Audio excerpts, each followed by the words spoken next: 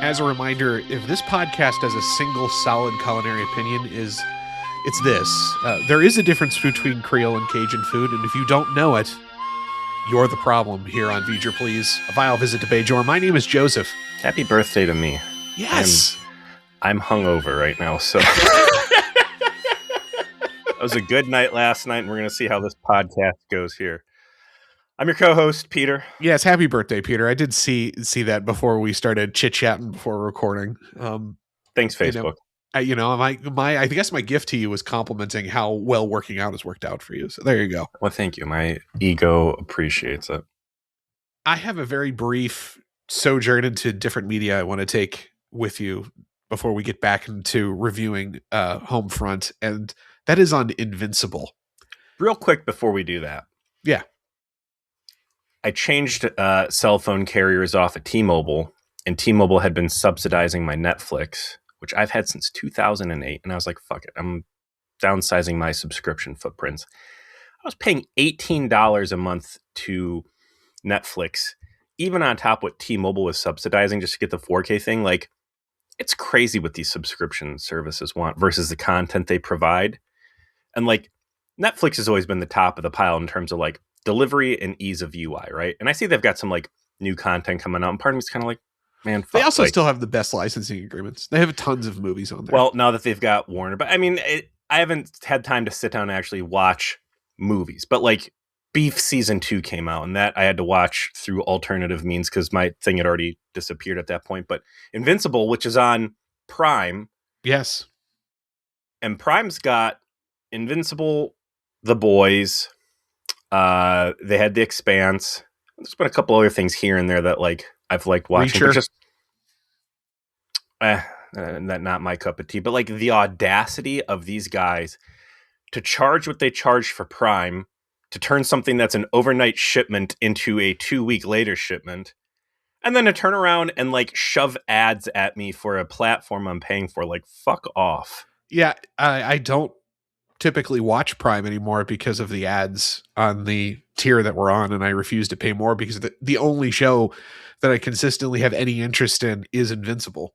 And we tried watching something that was on Prime, my wife and I, that were interested in, and the ads actually killed our interest in watching the show. Yeah. I'm so radicalized against advertisements because I never see them that like their intrusion into my life offends me. I will say X-Ray is pretty cool.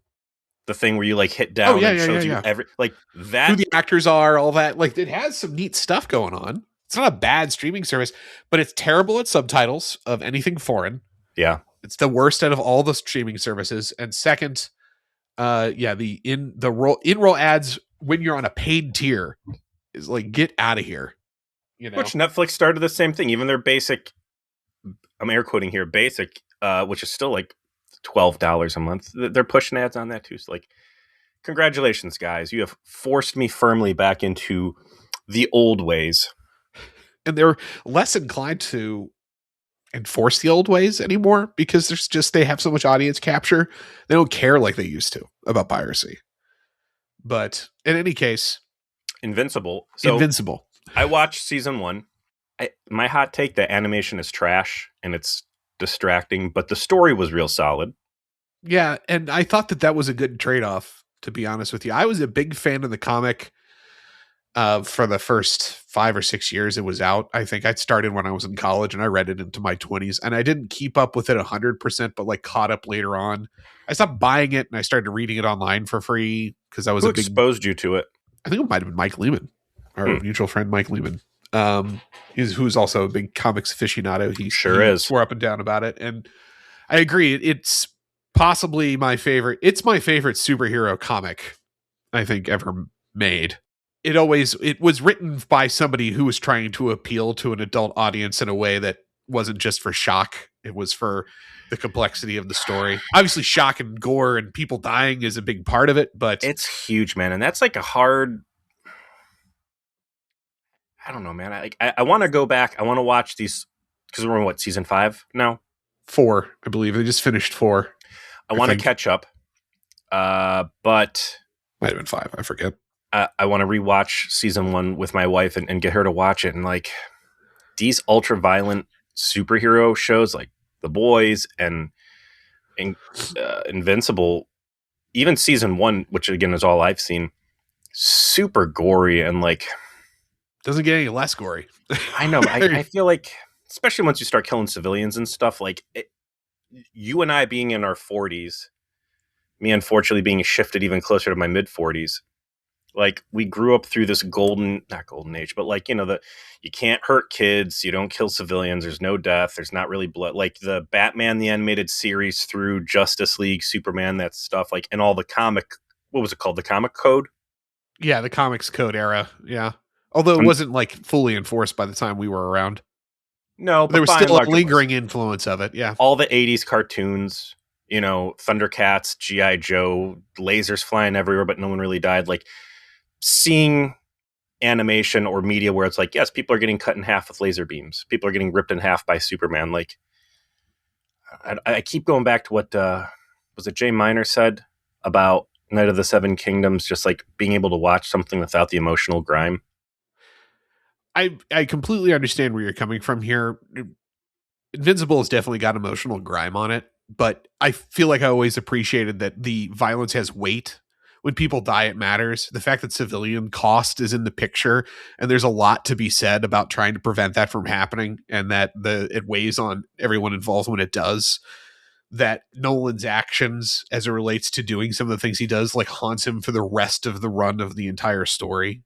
Like, yeah, the bad things happen, but the bad things happening matter to the characters in the story, and it evolves around it in a way that makes everything work quite well. And Mark, I think he has an incredible heroic journey through the whole thing.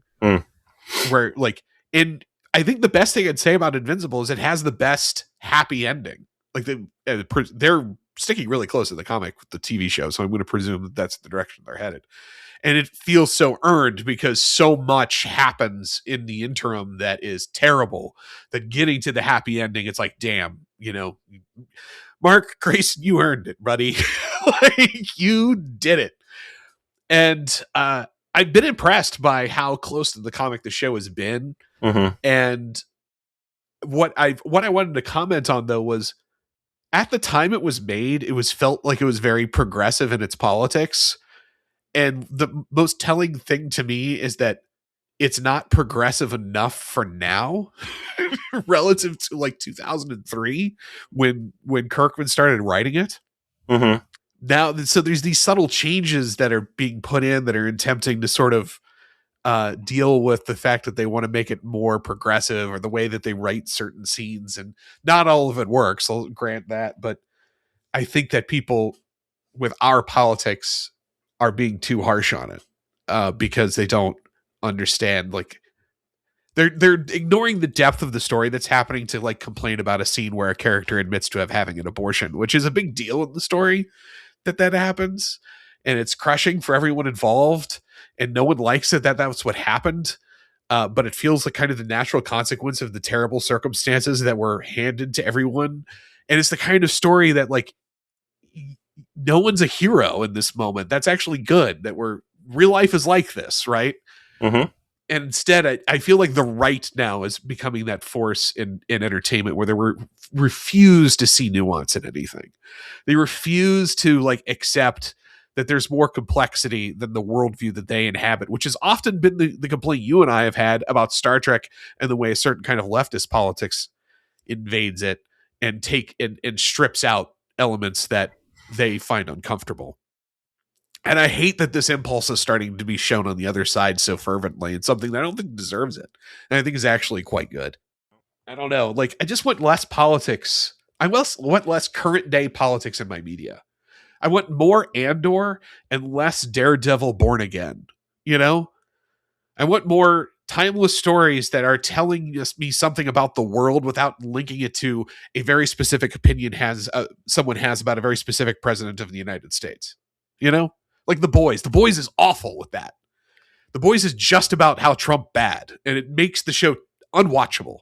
I think if you want media divorced of politics, you need to look outside the United States. And I was going back and I was listening to one of our Enterprise episodes. It's one where they have the Tellarites sit down and Shran's ship gets blown up. Yes. And our whole intro to that was you and I seeing Godzilla -1 and how good that was and how that just came in and absolutely mopped the floor with everything that was in the theaters at that point, despite no advertising budget. And made a huge amount of money in the United States as a foreign film, subtitled. And watching the U.S. movie industry try to catch up and unfuck itself and try to start getting content out there that people want to see and can feel good about seeing. Godzilla -0 is coming out this year, by the way. Well, looking forward to that international release. Yeah, there's a couple things coming. I'm interested in this He-Man movie. After I saw what they did with the Barbie movie, which was pretty great, like I'm there for He-Man. And there's a couple other things. This Resident Evil, I don't know. My wife is a big Resident Evil fan, but she actually was like, "I like this because adapting the games doesn't work. You've never been able to succeed at adapting the games. It's not great cinema, but it's good popcorn movie sometimes. If you're not telling a story about the game characters, like I don't care. I've got plenty of other gritty 28 days later scary media. I don't need. Yeah, I'm looking forward to Dune 3 because I'm invested in that. I'm watching it in IMAX. It looks great. Villeneuve's the best director working, period, and he might be the only person who's going to have any shot at landing this plane. But aside from that and Godzilla -0, I don't know. Not much out there I'm super interested in. Like, I don't think I'm going to go to the movie theaters over the summer based on what's coming out. Like, I'm not going and seeing Mandalorian and Grogu, I think I will. I haven't seen any of the new trailers, but like, I don't know. Speaking of invested though, Little Green Men. Yeah, man, you made everyone mad. This will be a few weeks after that. I got a lot of people backing me from what I saw in the YouTube comments. There's a couple people out there very loud with their opinions, but the Discord turned to. I mean, I'm used to being the one that has the takes that are being criticized, so it's nice to see people hate on the. I believe the term is Tower of Dower. I'm not. You just did a killjoy, I believe, is a word that was used. That is true. I am a killjoy, but I'm also correct. And again, there was a couple people I liked. Who was that step forward? Like Little Green Men is what got me into Berman era Trek and changed my opinion. And what's an edit lull Peter's opinion at the end after this long, like I love this thing. It was amazing. It's what made me love Star Trek. And then you actually listened to the episode and heard what you had to say about it. No, and then they were like, I went back and rewatched it. This was a bad episode. But I was not expecting that to be the divisive episode that it was. It's just a real low point for this season 4 between that and the Batleth episode and Jadzia Dax's stupid episode. But here we are back at Homefront, which this is going to be part 2 for us. And as a reminder, we're luxuriating in the details. When the opportunity arrives, we took 3 episodes to get through Way of the Warrior. So I wasn't surprised by the fact that we wound up filling an hour before we even got through Act 1. Way of the Warrior, again, here we are, Homefront, Season 4, Episode 11, first aired January 1st, 1996. And this is Ira Stephen Bear and Robert Hewitt Wolf writing credit. There is no teleplay. This thing seemed like it was very explicitly planned out from the beginning. Nobody had to shop this thing up. And Correct. Then David Livingston, one of our staple in-house directors.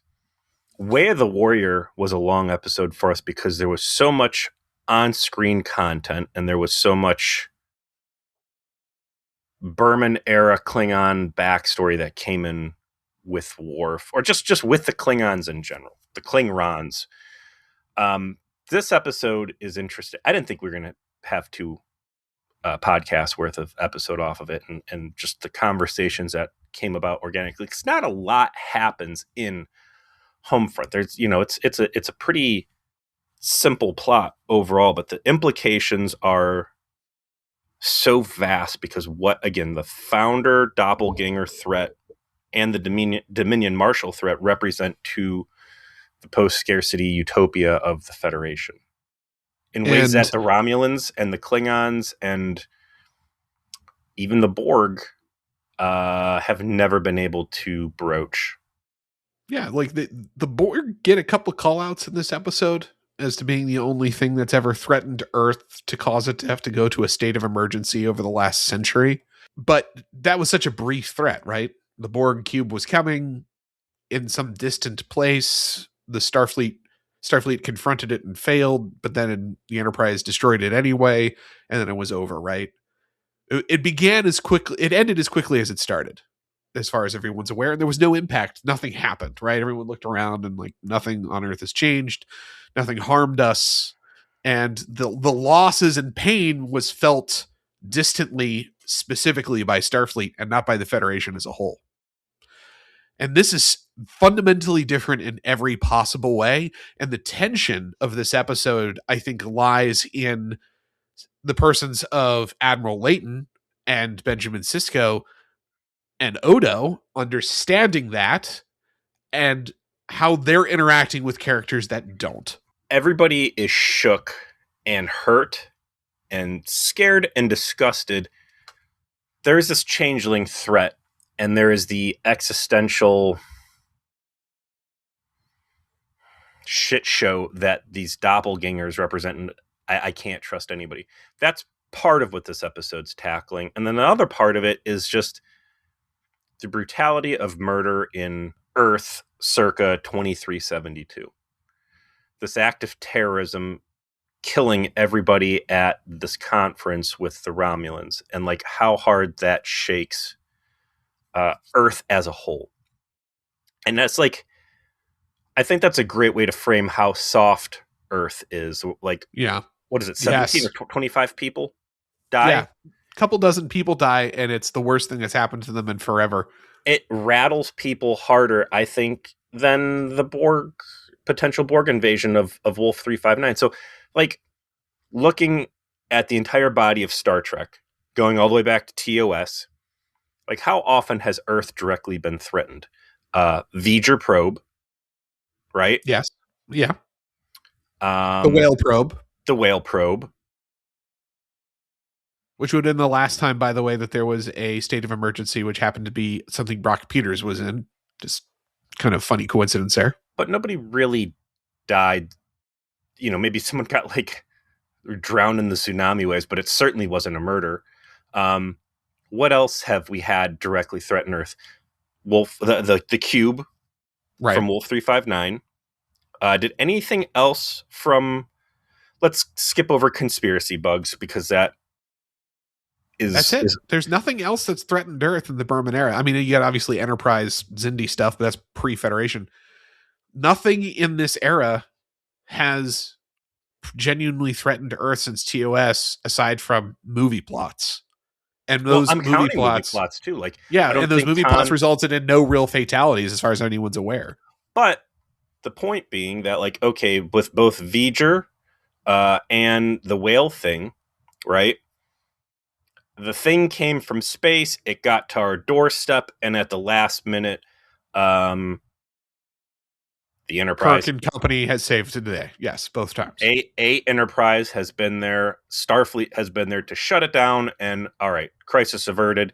And that was, you know, maybe 48 hours of hardship that scared us. And maybe we kind of even liked it because we're living this comfortable life, and like now we have something to talk about. And like, there's the Borg, and they get neutralized last minute, and like, man, my uncle's dead, or you know, my neighbor's husband, he was on a ship that got blown up, and like, you know, we feel this loss, but like, it didn't touch Earth's soil. It's not accessible to us, and we didn't really fully understand the scope of consequences. Which, real quick side note, one of those comments I read on Little Green Men was someone giving me a hard time about given the fact that Morn was left to fucking watch the bar. Yes. All right, listen, we are in Deep Space Nine. Everything matters. That is the luxury we are able to afford ourselves, is that all of the writing is competent. Everything is taken at face value. Everything is explicit. It is ridiculous that Quark would have left his bar to Morn. And you can say it's pedantic, but we are sometimes jokes are just jokes, Peter. Sometimes I'm just saying, like, that is what this is the bounty of good that we have afforded ourselves after fucking Voyager and Enterprise, is like, This is full immersion media at this point. Like, so terrible things have been quick blips on the map with no real lasting repercussions and no consequence scope that really we can understand. Like, does the average Federation citizen understand the true threat that Q represents, or what's some of the other terrible stuff, what's going on? The Romulans in general, like fucking around at the border or threatening to, take the flagship and as a burning wreck to Romulus, potentially invading. All that's also remote and distant. That's against a peer or near peer power. That's Starfleet problems, though. That's not civilian blood. And that's just, everything is remote. Everything is removed. And I think we are in complete agreement on this point. Earth is soft. Earth has not seen a problem in the living memory of anyone who lives there. Period. End of story. They are unprepared for the idea of a genocidal imperial presence with technological superiority, with the intention of doing whatever it takes to oppress and control, if not exterminate, any population that opposes them. We already had an appetizer of this. They wiped out New Bajor. They killed everyone there. Right? That's the opening move of the Jem'Hadar. Killed everyone on that planet. But again, those are space people problems. Right. That is not Earth. Absolutely. And, there's nothing that portrays the civilian population in this in a humorous way akin to Stallone's Demolition Man. But that's really the world we're living in. Like, Demolition Man is like the silly way of the post-scarcity utopia of the Federation. But like, that's people swearing should be like, oh, goodness, right? Yes. So, yeah, there's a level of softness on that level that seems to be out there. A bomb that kills 25 people. And like the death tolls that Star Trek can rack up just during space event, like, a ship goes down, there's 1,000 people. You're like, Jesus. We're talking about Invincible. Like, Star Trek very frequently doesn't, in the past, especially Next Gen, really make you feel the gravity of a death. Like, the Yamato gets wiped and it's kind of like, oh my God. But like, they did a good job when the Odyssey gets blown up. Like, sure, the impact there. 25 people rocks them. These people on Earth right now wouldn't last a full news cycle on Earth right now. Like, one... No, they wouldn't. They would be horrified.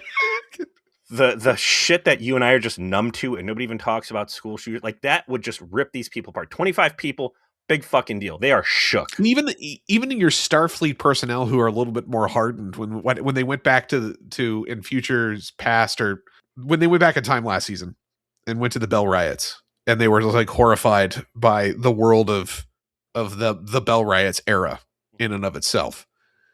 And those are, imagine like the average Earthling and how soft they are. And if they had to go into that environment, it would have been no shot. And Cisco knows what's coming. First, he's harder than most, right? I fought the Borg. My wife died. I'm on the frontier. I have to commit to violence a lot. I understand the consequences of violence. People have died in my presence. And I know what these people are capable of. I saw what happened to the Romulans and the Cardassians. I saw what happened to New Bajor. I've had to fight my way out of conflict with them in the past. I've had to throw hands with them. There's going to be an episode even later on in this season that's going to drive home the point of precisely the kind of monstrosity that the Dominion is capable of. That's going to make it incredibly clear that Leighton and Cisco are right. Like this, he says it at the end of this episode when they're meeting with the president after the power outage, right? Where he finally delivers the "you don't understand what's coming for you" speech. Like, I've never seen anything like these people, is something that he essentially says. Like, I've done a lot. I've seen a lot. I've seen a lot. You've read my record. I am in charge of this right now. And I'm here in your office to tell you, you are on a one-way train to getting fucked town right now in a way you don't understand. These people the Jem'Hadar do not care about civilians. They are here to kill people. They are here to murder as many people as necessary to institute the order of the Dominion, how the founders see fit. And the founders don't have morals. The founders don't care. Odo's trying to fucking tell you what I'm trying to fucking tell you. Also, this is explicitly what the Dominion is built around, is toppling other organizations. Yes. You know, and that's a hard thing too, is like, we are the Federation, we have Starfleet, but we have a peace mode.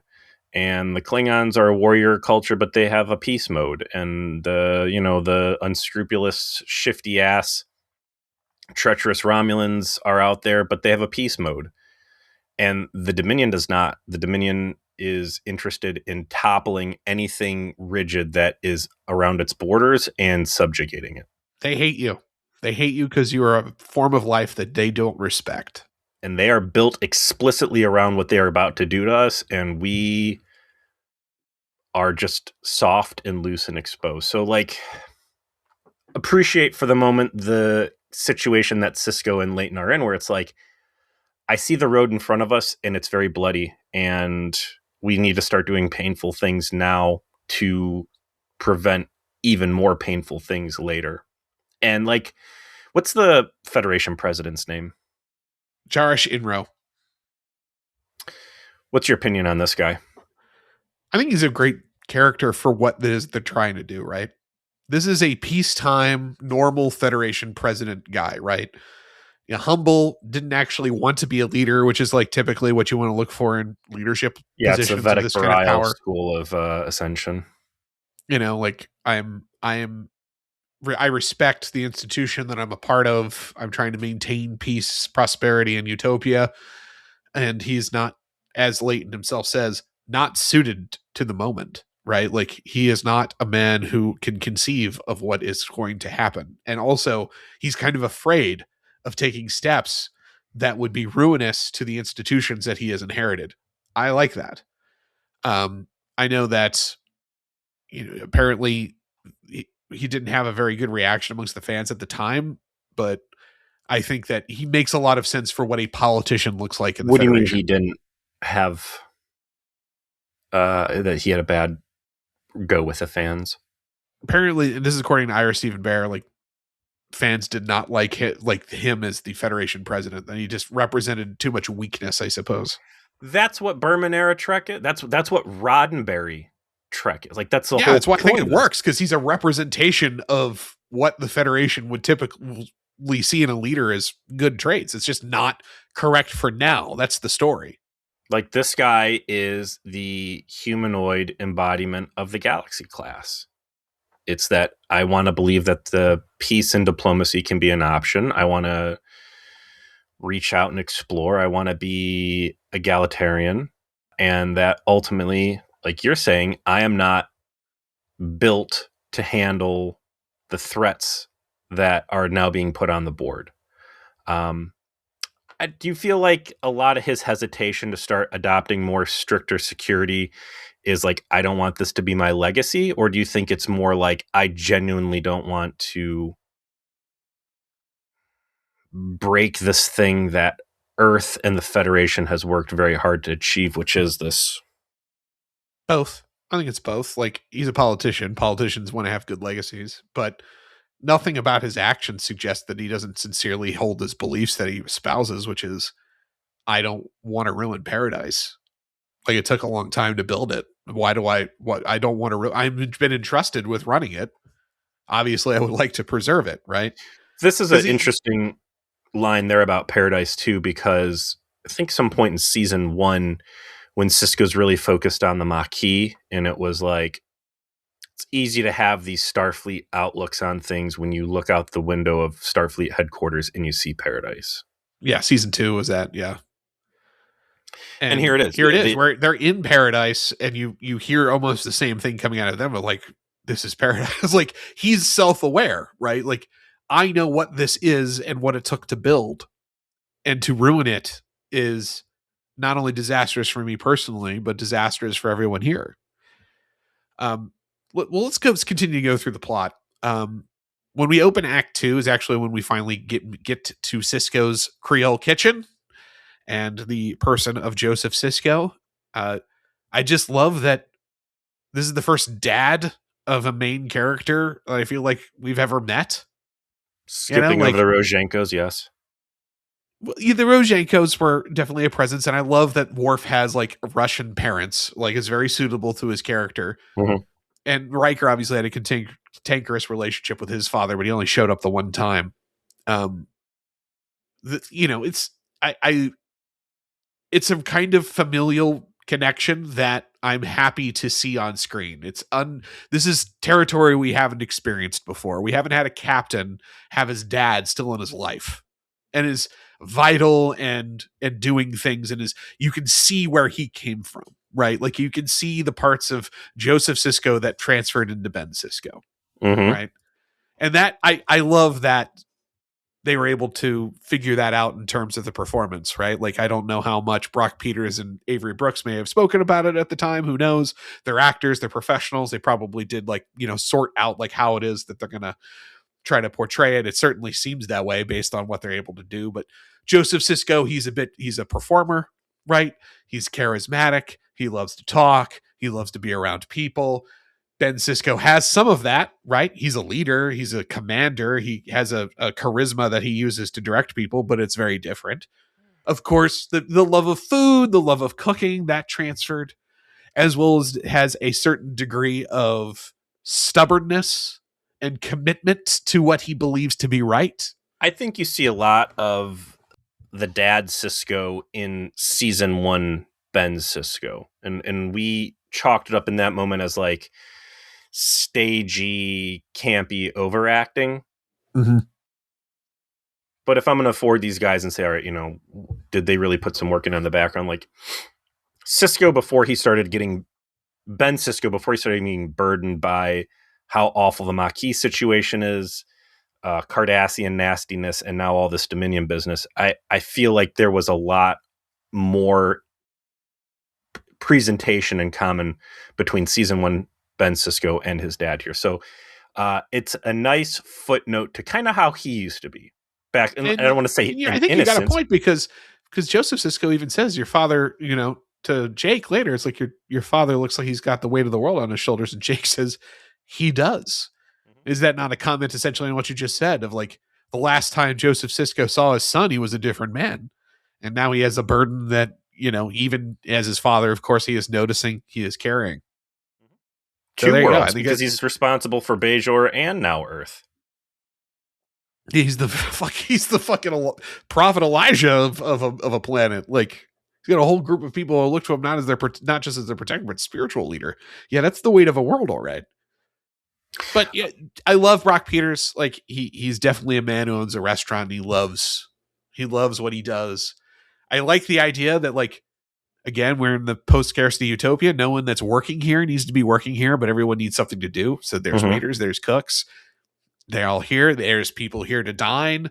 There's a menu. You kind of pick from it what you want to get. And he's putting on a little show for everybody and how he interacts with everyone. It's why people probably come to eat there and then getting their food replicated. I also you can see the value he adds. Overread into the situation too. Like, there is still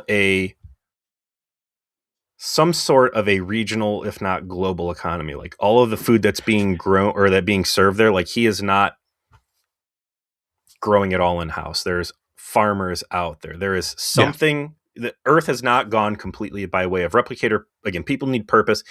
There's a lot of people working civilian jobs effectively for free. This really is a magic thing happening on Earth, and it adds weight to the president's concerns of like, I don't want to ruin this. What is a military state going to do to this thing where we've all agreed to work for free for the communal good? Like, what a balancing act. Have they introduced like the wall phasers yet? No, that happens a little bit here. So it's just a touch base. Like, this is what I'm about. I'm stubborn. I've got some medical concerns. I reject science to a certain degree, right? And that's, again, contrasting what we know about Starfleet. Enlightened space people, technocrats with full faith in technology. Here's civilians. I did not sign up for your Star Wars nonsense. I'm not even willing to fully believe advice my doctor is giving me. I want to do what feels good. I am the master of my own destiny. I have not chosen to participate in a paramilitary organization where I am taking orders. I want personal libertas. Earth is my home. I belong here. That's I don't want to be out. I have done zero space travel, even though it is all on the table for me.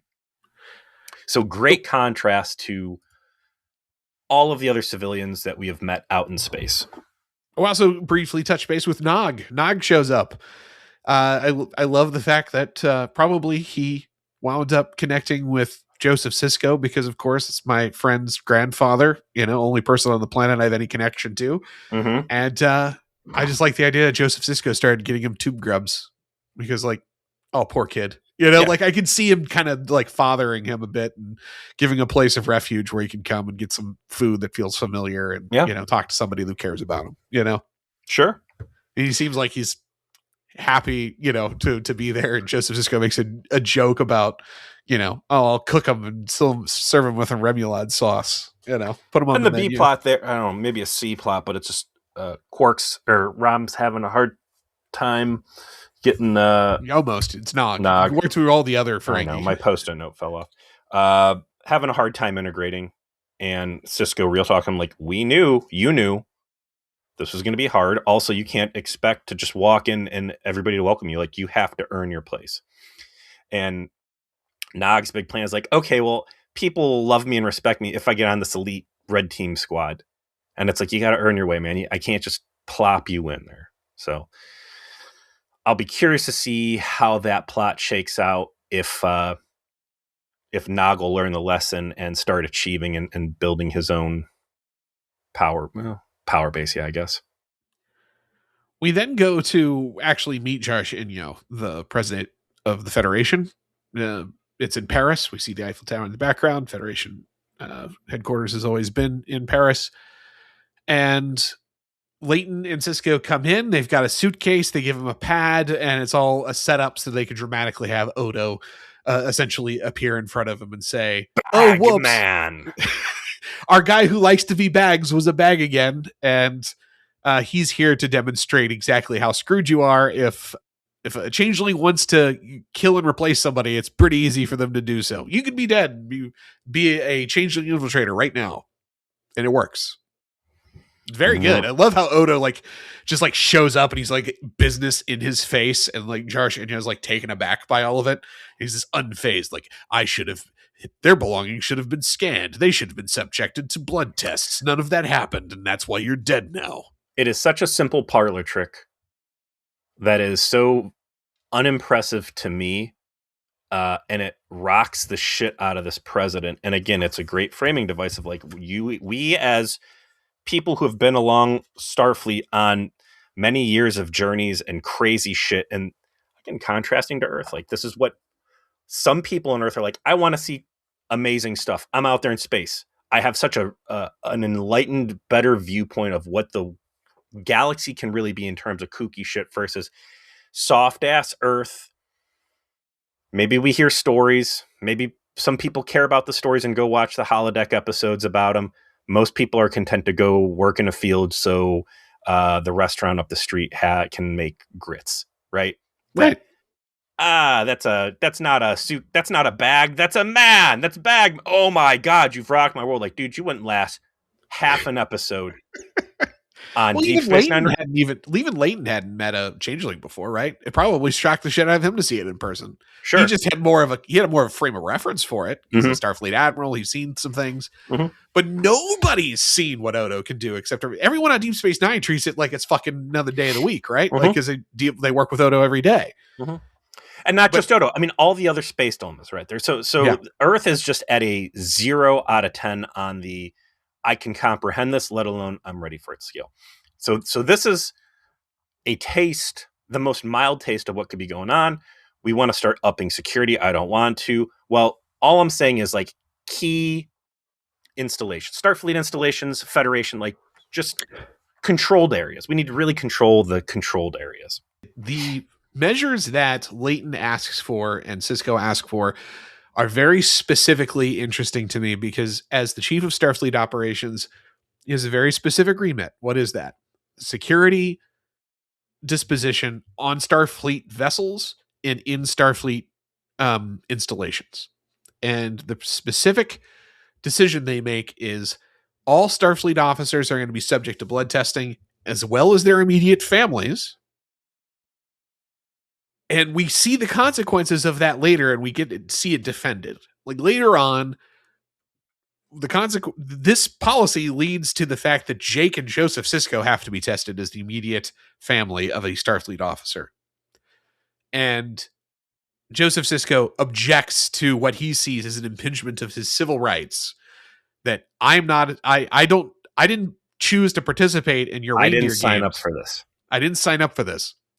And Sisko's argument is, I think, bulletproof, which is to say, first, this exists because there are civilians that are linked to families on space stations and starships all across the galaxy.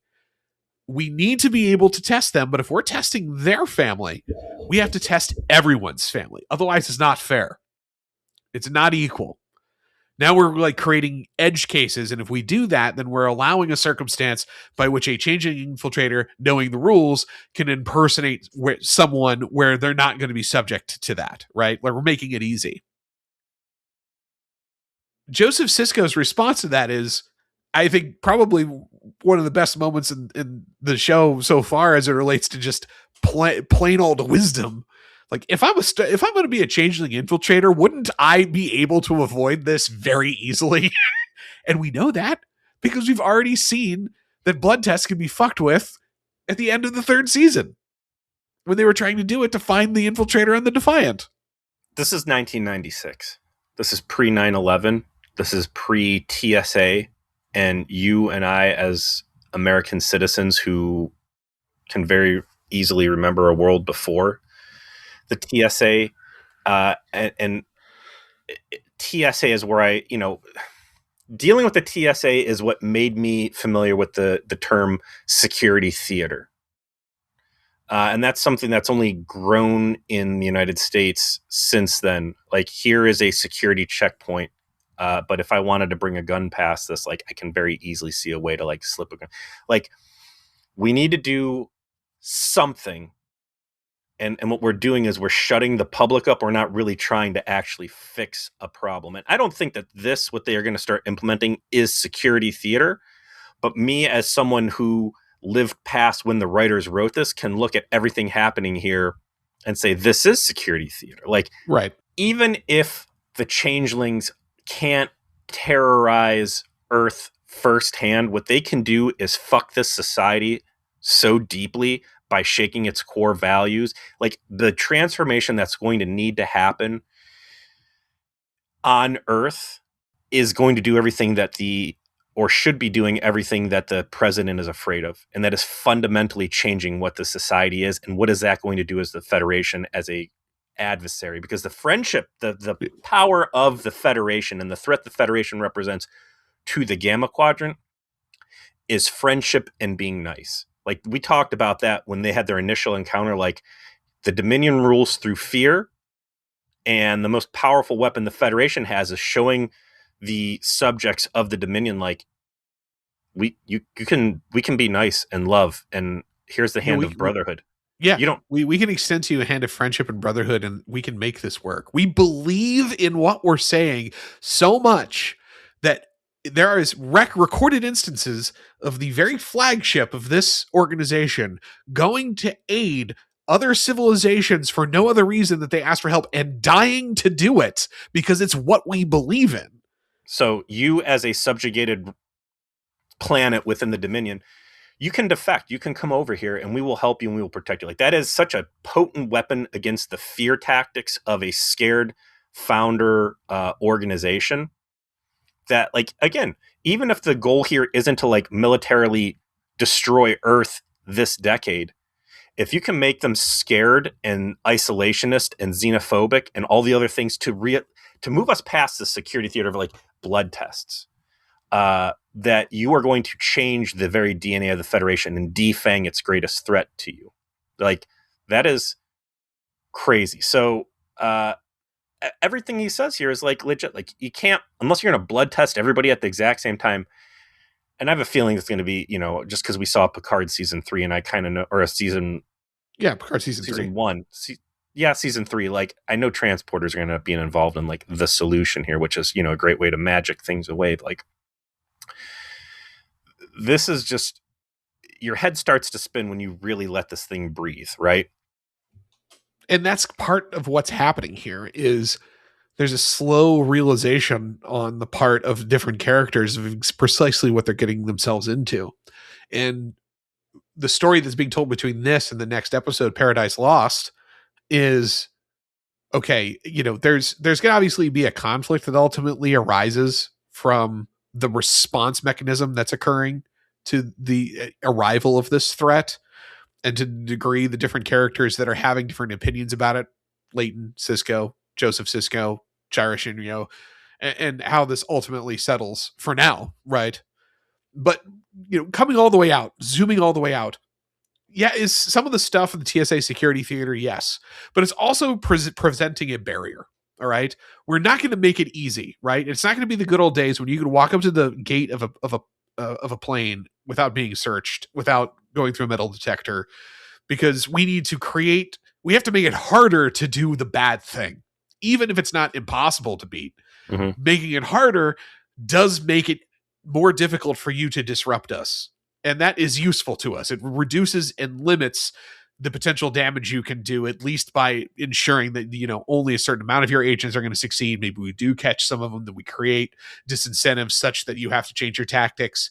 Like, yeah, is Joseph Sisko correct in that this isn't going to necessarily catch every single person, that you can think more deviously, you can think next level? Sure, but now you're forcing them to think next level, right? Now you're forcing them to actually commit more resources. You're cutting off some avenues. And you are directing their actions such that now they are trying to evade this, so what else are they doing? And it's the practicality, it's the real politic that's going to continue to come into conflict with the ideal. That's a huge part of the story moving forward, right? Like, if Deep Space Nine has a theme from season 4 forward, it's the ideals of the Federation being horrifically tested by mounting circumstances that demonstrate that the real existential threat that they're facing, and what do they do to prevent exactly what it is that you're talking about, right? How do we stay the Federation and fight a desperate war of survival against a genocidal enemy at the same time? Is that possible to do? What are the costs that we have to bear personally to see to it? What compromises do we have to make? And that's why I told you before we started reviewing these things, I think we're going to spend more time on this than we thought, because this is the first entry in that story.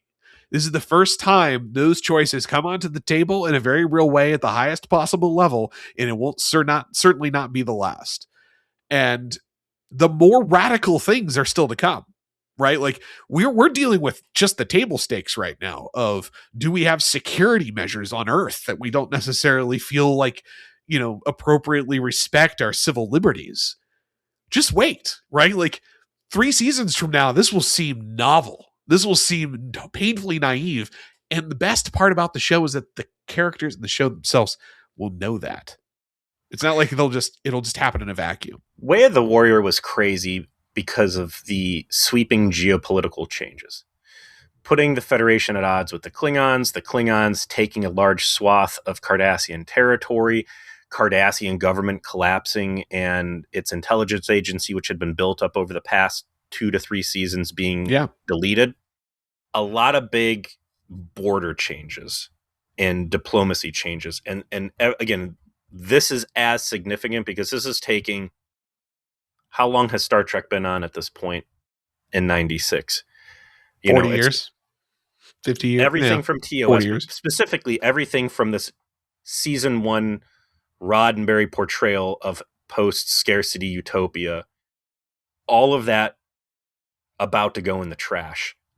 Because if it doesn't, or things don't start changing, they've seen what happens. And that's another crazy thing too about the Dominion is, like the Borg, at least with the Borg, they had Q to kind of talk. Like, Q was like, all right, here's a scary thing. Here's some narration and here's some guidance, right? Here's some advice. Yeah. Nobody survives the Dominion that we have seen so far. And there's nobody out there to give you pro tips. The pro tip to the Borg is you run. Or you can get a hand. Nobody can be like, hey, listen, these are the changes you need to enact at a societal. Like, that's part of the gravity of this, is that nobody has survived this thing. Nobody knows what the cheat codes or even the best practices are. You're going to have to find it yourself, and you are in the worst possible position to do it because you are the antithesis of what you're fighting here in bad ways for you. So when they do enact the blood tests, which, again, we know are kind of whatever, but like the wall phasers, I want to talk about the wall phasers because like they had the replicated phaser turrets in civil defense, right? And it's like, you can make these things. Like, why don't you have these? And this is why. It's like gun turrets on the wall are not our style. That's not a utopian thing to do. That's not how we operate. And now we are putting gun turrets on the wall. And it's not to kill people. It's to like phase the whole room and make sure that, the chair is really a chair. But like we are now using weapon technology, wide application. And like understanding that even that one concession is a big fucking deal. And shout out Odo for being willing to get phased over and over and over again. I do like how he commented on it to Commander Leia Brahms God, I forget her name because I only think about Leia Brahms. And Odo as a pal, and then being like, all right, setting 4, seems to be adequate to out you out of that. And he's like, I would go with 6. Like Odo is not pulling punches. Odo is very clearly establishing himself as like, I am team solid. 4 is not enough. You need to go harder. You are being too soft. I am on your side, and you need to understand that these are motherfuckers. They're out to get you. You cannot be soft here. And I appreciate that that's basically paired almost immediately after with Odo was a seagull. He goes and he's like, oh, I was just flying around. I've never seen an Earth city before. It was quite impressive. Not as old as the cities on Bajor, but, pretty nice. And what happens, of course, is that... for a civilization that can't get wooden sailing ships to go warp speed to Cardassia, you guys aren't doing that bad. And Admiral Layton is there and he's being atypically hostile.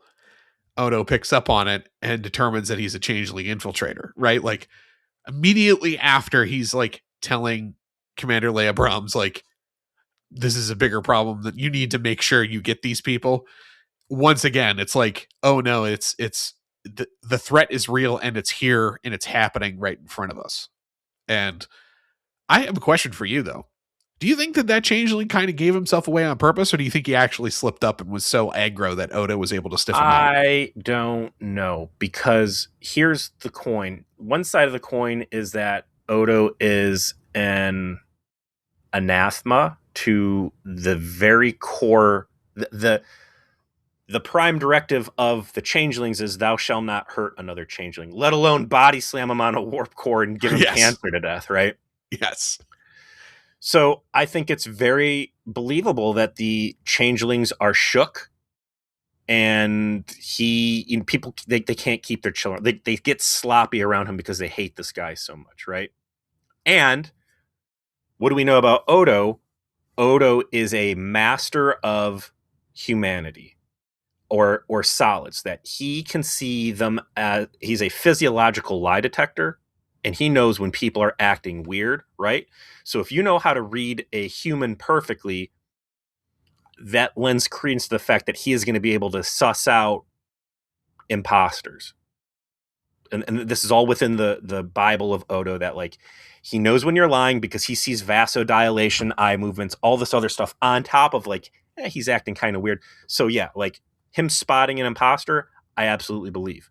But what you're saying here of like, okay, the whole point is to shake you, and everything we've talked about up to this point of like, maybe we're here to like collapse Earth and cut the head off of the Federation. Maybe we're here to start throwing plague rats behind the walls and rot your civilization to a point where you become xenophobic and you lose your friendship and hugs and all this other stuff. And like the threat you represent as the friendship brigade. Yeah. Just like you said before. Yeah. Taint that. And here's some staged theater of like, we're going to do a terrorist thing, and then we're going to really make it clear that we can be wherever we want. We want you to know that we can do it. And here is blatant evidence that we have taken the guy who is in charge of security and we've already impersonated him among all of these changes, and what you're doing isn't enough. You need to push that needle further. You need to get more totalitarian, get those jackboots out, get the rifle, start goose-stepping around Paris, and let's accelerate this rot of your core ideals. So, man, I honestly don't know, because the writers are so good that anything could be possible. Nothing is coincidental. None of this is ramrodded, and this is just this organic pile of fuck that, like, I honestly dealing with it. I'm kind of stunned, Peter, because you basically just said everything that I was going to say in terms of, like, I don't know the answer to that either, right? And it could be, in fact, I think quite likely that maybe he intended it because of exactly what you said. But at the same time, I can see that he just you just saw Odo and just had a visceral reaction to the man who's murdered a changeling and kind of got shitty and didn't mean to, right? That's how good Deep Space Nine is. Yeah. This is what I'm afraid of, is like, here's a whole episode I don't think we made a single joke, because the depth and complexity in taking this silly season 1 of Star Trek The Next Generation, where they're fighting bag monsters and very racist African portrayals, and people running around in G-strings wanting to kill Wesley Crusher because he played Nerf on the Forbidden Sacred Lawn. And you are now dragging all of that nonsense 60s, 70s utopian camp, and you are making it a very real thing on the table that this plot is trying to shove off of the table and break. And this is where Deep Space Nine, for a very long time, was not necessarily beloved by all members of the Star Trek Trekkie community, because there was still a very large boomer presence within the Trek community when this was being made. And that community did not like this. Like, Shatner and the rest of them weren't warm to Deep Space Nine, and people who grew up on TOS weren't warm to it. My dad didn't like this show. I don't blame him.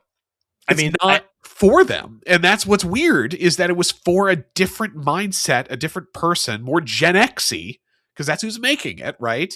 And we, as, like, you know, early millennials, kind of on the Gen X border, we have a very similar sort of mindset and appreciation for this kind of storytelling. So we fucking love it. And as we became the preponderance of the Star Trek fan, that's actually when Deep Space Nine became the most popular Star Trek show. Well after it was on. Years later. It's two buckets. One is Roddenberry fantasy, and the other is, and I'm not saying gritty, semi-realistic military fantasy of science fiction. I'm gonna say just solid ass TV, and that's against all of this. And Ronald Moore gets, you know, credit on a lot of stuff, and I'm seeing here more and more that Iron Stephen Barron, this Robert Hewitt Wolf, are a bigger part of this than maybe I was giving him credit for initially. But, like, we can make compelling, amazing ass TV that respects the viewer, that you need to know what happened 6 episodes, 6 seasons, 2 series ago to really understand what's happening here, and that people who are watching it did do that stuff. And we can tell a wild ass complex story that is going to help reshape the entire way the entire TV industry works, ultimately, as we usher in this golden age of TV. Like, this is the earliest manifestations of it, as far as I'm aware. If there's more complex TV out there, I'm sure people will point it out to us. Babylon 5 is considered very similar to the going on at the same time, though. Like, yeah, you know, this is a lot more complex than Knight Rider. This is a lot more complex than Next Gen, and Next Gen is great. People watch TV. Why am I not watching a lot of the shit that's on right now? It's too much. It's too heavy. It's too gritty. I want to go into TV for a simple, carefree experience, a lot of times, like Night of the Seven Kingdoms, right? I don't want Game of Thrones. So I can understand that the encroachment of, like, we're going to take this happy thing you never had to think too hard about and could just enjoy a space adventure, a really great space adventure. Look at all of Next Generation, or a lot of Next. And whoever said that I was going to defend season 1 of Next Gen, I absolutely will not. There's great parts in Next Gen. Most of Next Gen season 1 is trash. It's trash, but it's funny trash. Right. And it's feel-good trash. And you're going to start endangering, like, absolute people are right to the audience that they've maintained on this, start being like, whoa. I didn't sign up for this. I also did not sign up for this. Joseph Sisko is the Star Trek fan. I did not sign up for this. I wanted a carefree, not a care, I wanted stakes in space. I don't want to see the core glimmering hope. And maybe even the onset, like the earliest onset of like where Kurtzman Trek goes too far, right? And that's a conversation to have at some point of like, did this start to open the door for some real bad habits? No, I think Kurtzman's predictions are a lack of sophistication, not a desire for but superficially, we're going to shake the system and make things have to be curmudgeonly and dark. And it's where he failed to learn. That's why it's clear he never appreciated the material, because the lesson of Deep Space Nine is actually it is possible to emerge through this darkness with your ideals intact. It just takes sacrifice. And, that there's a positive end to the story ultimately. But in any case, we already touched on what happens next with Joseph Sisko refusing to get tested, the fight that he has with his son over it. They don't really call into question, like, Dad, I can't let you skate. I'm in charge of everything. And if I, as the leadership invoking these changes, don't subject myself to the same hardships I'm asking other people, now we've got this 2-tier system, and that is unacceptable. They touch on it in the sense that he's trying to explain why it has to be everybody, but he doesn't necessarily make it personal.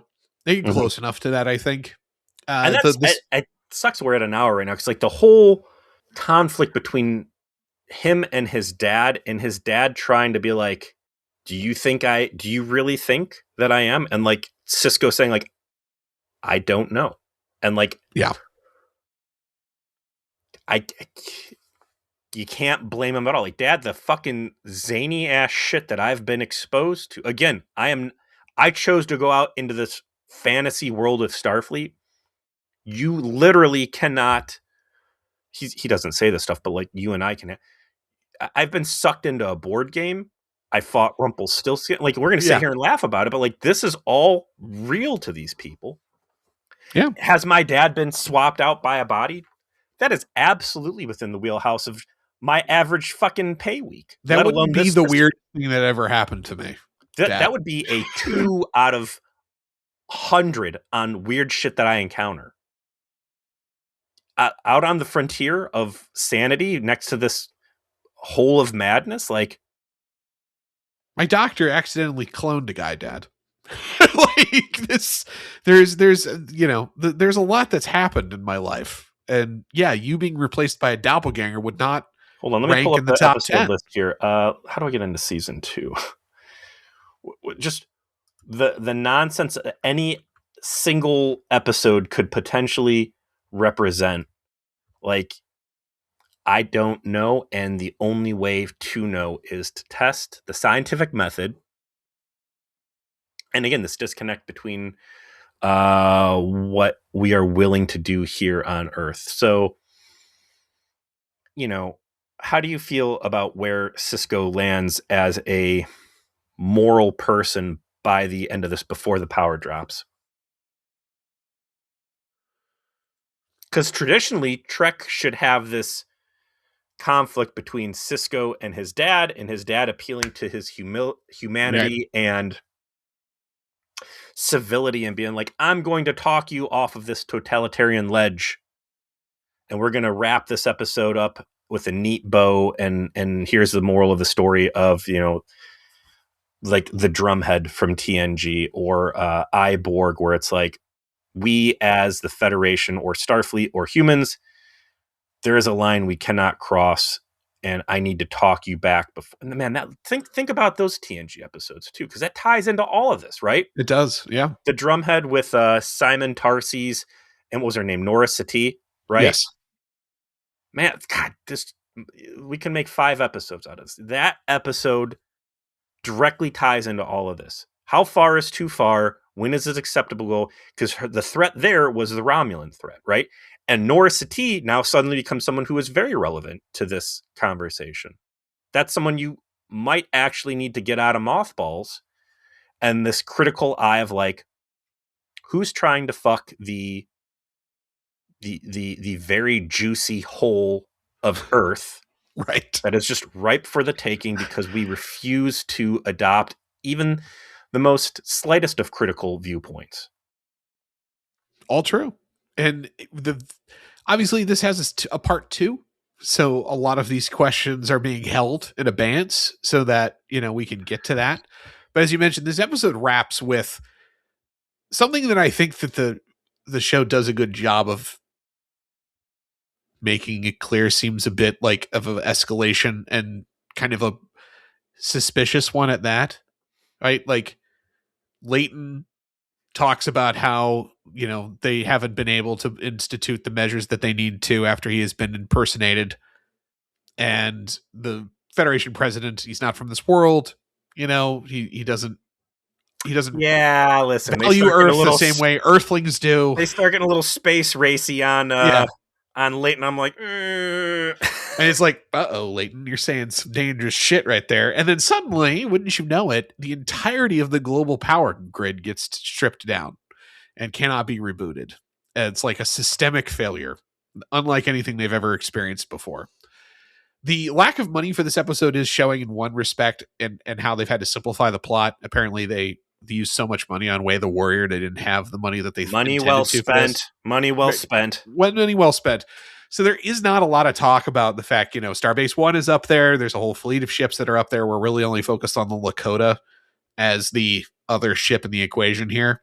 We're right back to the fucking Zindi death run on Earth. Yeah. There's like, if I have a single complaint, it is you should have spent time establishing that there's a much larger presence of Starfleet around Earth.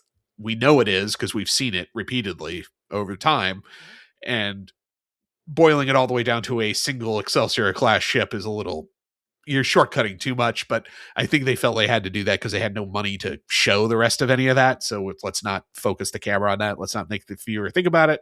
Let's instead provide a plausible explanation for what we're doing, utilizing what we know we can put on screen. What you're doing also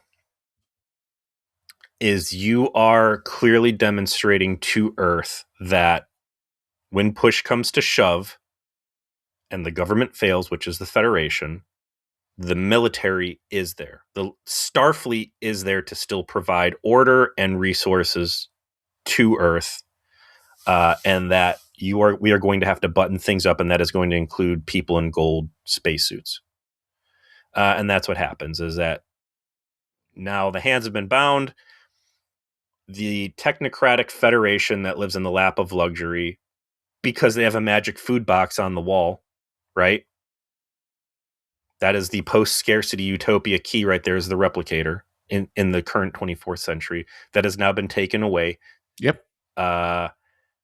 Now the lights are off. You do not have electricity. None of your technology works. What does your civilization look like? We have disrupted who you are at your core because we've taken away your magic space technology. Now we're in go time, or so. Yeah. Go time. That and this is where Sisko gets his opportunity once they beam into the president's office. You have no idea how bad it could be. These people, the Jem'Hadar are not here to, if they're coming, they're not coming to negotiate. They bring up the wormhole instability from the beginning of the episode. It was turning off and turning on. We didn't know why. They bring up the Omicron Nebula battle. There's a lot of ships with cloaking devices that were there. They could have been disabled and the devices salvaged or recreated. We don't know. The Dominion could have brought through a whole fleet of cloaked ships, and we could have never have seen them. We have no idea what they're capable of. But right now, Earth, the heart of the Federation, is defenseless, and you need to sign over authority to us so that we can defend it. And it works, and he does it. Real quick. So the power of the Cardassians and the power of the Romulans certainly, the tip of their, the broadest edge of their sword is the Tal Shiar, right? This ruthless intelligence organization that shapes Correct. The actions of the Senate. And like that is the thing about the Romulans, is their treachery, and the treachery comes through the Tal Shiar. And the technologically inferior Cardassians, they're out there.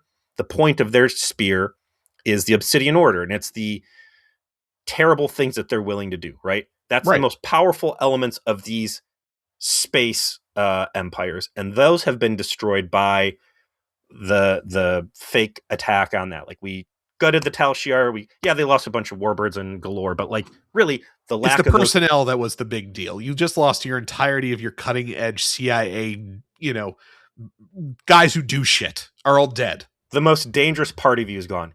The Federation, the most dangerous part of the Federation, again, is hope and friendship. And that's what we're attacking here. So, like, do we need to conquer Earth? No.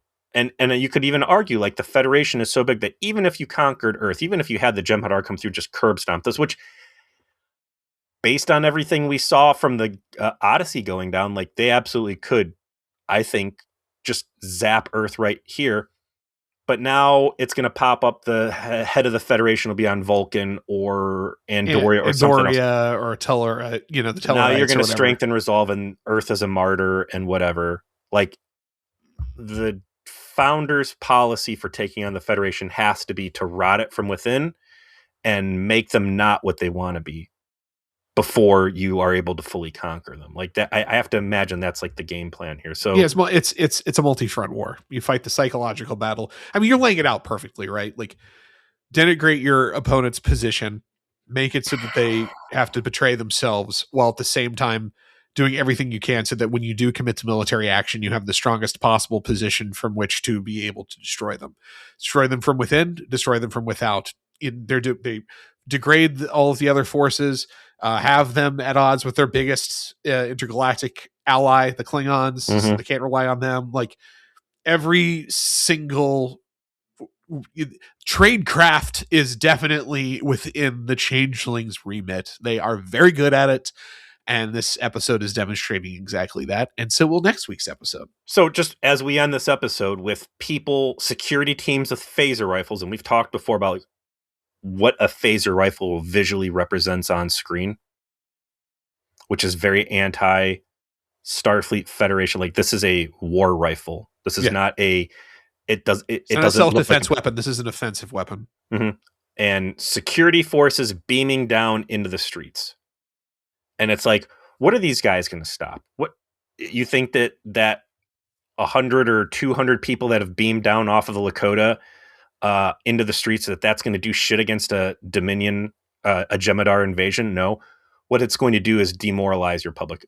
Things have turned dark. Now here's security theater that is going to further exacerbate this moral crisis on your hands and push that needle closer towards a desired impact of the implication that it is thousands upon thousands of Starfleet officers that are being deployed. So that would have to be again, orbital Starfleet, because it can't just be the Lakota, but like, all right, we can move personnel around and start deploying. So again, even if it's thousands of security officers being redistributed around the globe, like that's not going to stop anything against Jem'Hadar warships. It's just a bad look, and it's a desperate reaction to the worst stuff Earth has had to deal with firsthand, boots on ground, in hundreds of years.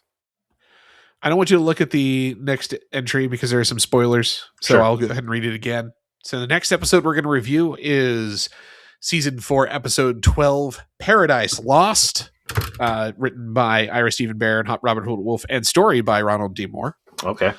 And all I'll say is, while Starfleet tightens security measures on Earth, Cisco and Odo discover things, and more plot occurs. You don't say. You don't say. So I look forward to. I think we'll do this one in one episode, because I feel like the where I knew where we would probably end up going is where we went as it relates to trying to conceptualize of what this means for the Federation as a whole. Now we're kind of getting to the plot, right? Like, okay, now let's like tell the story we're telling right now. Might be a longer episode for us, but this is going to pay off a lot of the things you've already brought up that kind of are demanding to be paid off, and set up the story for the future as to really what it is the Federation is going to be preparing itself for. So thanks for listening to V'ger Please. We appreciate you, and we'll see you next week.